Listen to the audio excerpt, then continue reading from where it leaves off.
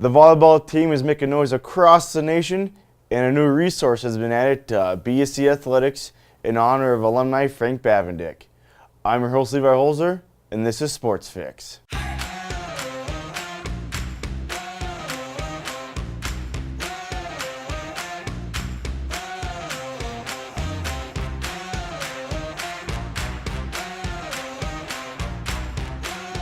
Some may wonder why Bismarck State doesn't have football, soccer, or softball for athletics here at BSC. I sat down with Athletic Director Buster Gilliss to get the scoop on that topic. We get that question asked all the time, why don't you have football or soccer? Because, you have the facility right here on campus. But, it takes money to start a sport, and of course football is not a cheap sport to start either. But And we tried the soccer thing, and soccer was non-scholarship just because of who we had to play regionally, and those are the Minnesota schools, and they're all non-scholarship. So, you have to be in that same situation, not offering scholarships. And so, kids take a look at that when they're going to play or not play, and how many years have they played in the past, and do they want to just move on and be a student at a bigger university, or they want to just go to schools like BSC and not compete. But it didn't really blossom like we felt it might, and so, but we did give it a shot. There's other sports that could be added.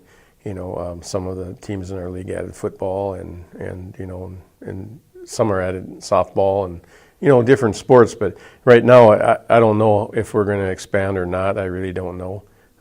I think maybe there's a different philosophy towards that. I'm not sure, but. It all depends, I guess, upon funding is what it's going to take. Things have evolved and changed over the years as far as like junior college sports.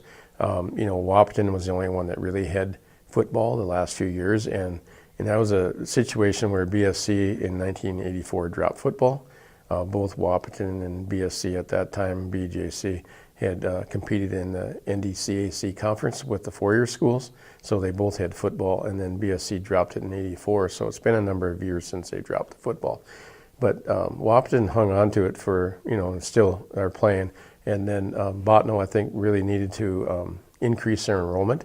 That was one of the things, you have to be viable, and that's the way that they felt they could be viable. They could maybe add 100 kids or whatever, but I think the second year they had football, they had 145 kids show up to play football. That's a lot of kids to play football when you can only play, 22 at a time or whatever, So, yeah. But anyway, they were using it to drive their enrollment is what they were doing. And so is football on the horizon? I don't know. I think maybe at some point in time.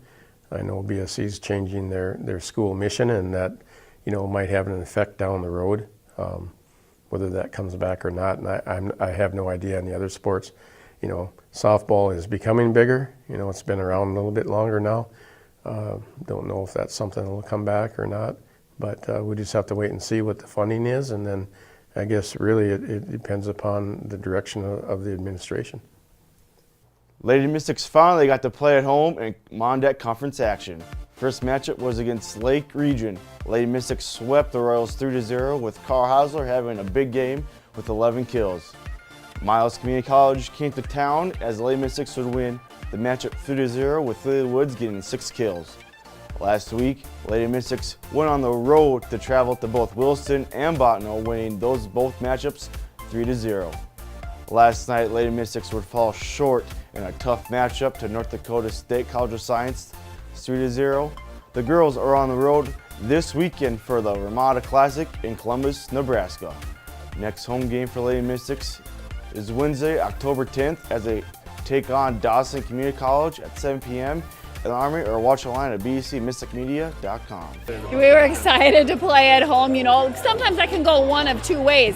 Either you overplay or you come out ready to play. And thankfully it was the second. Yeah. Cara's really been coming on strong. She took a year off of volleyball, and now she's back. And so just the more we play, the more she starts to feel comfortable with it, and you're just going to start to see more dynamic play. Intermission can work for you, and it can work against you as well. When we were in Devils Lake, we were down 0-2 at intermission, came back and won the match. And so we talked about that at the intermission to make sure, they were never going to say die. We know that they were going to come hard, and they did. You're not always sure what to do with that. You know, you get ranked nationally and it's awesome, but then are you nervous about it? And we kind of talked about it and we said, you know what, let's embrace it, let's enjoy it, let's have fun with it. And so that's the stance that we took, and it paid off. Keep building. We want to keep working hard in practice, never settle, always looking to improve, get a little bit better every day, and just keep playing team volleyball. We've been serving really well lately, and that showed tonight as well. And so that's something that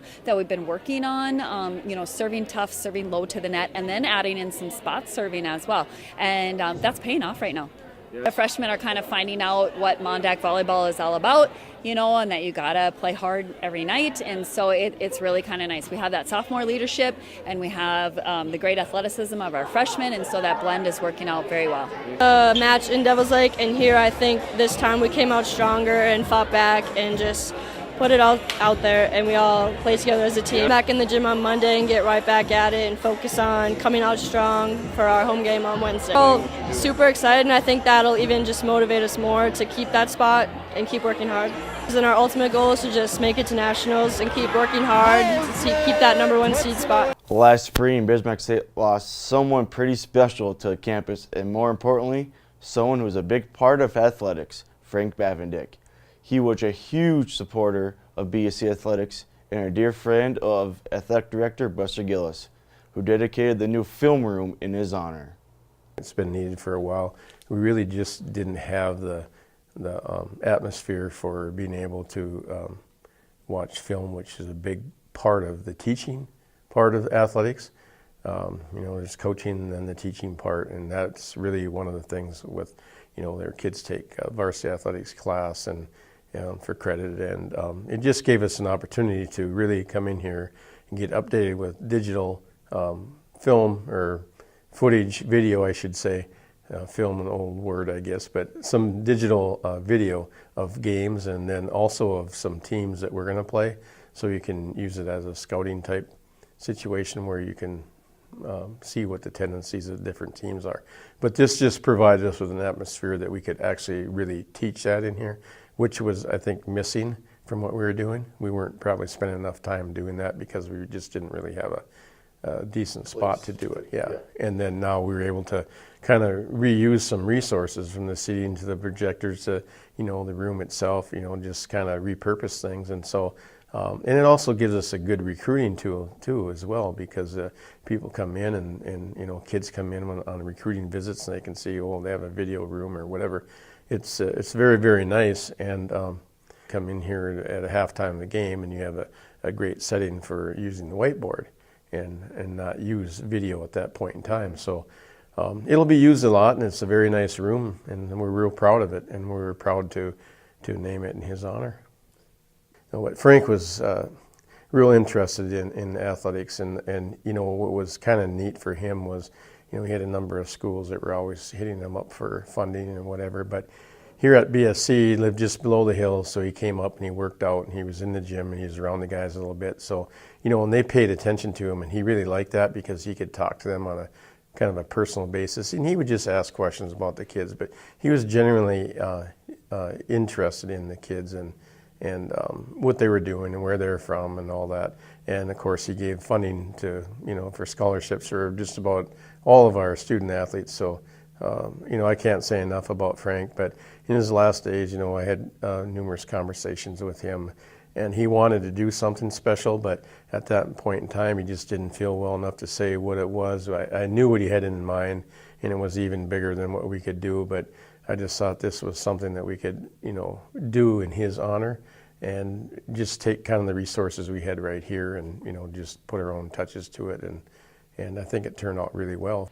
That's it for this episode of Sports Fix. Tune in next time as we give a preview of men and women's basketball and more volleyball updates. I'm Levi Holzer, signing off.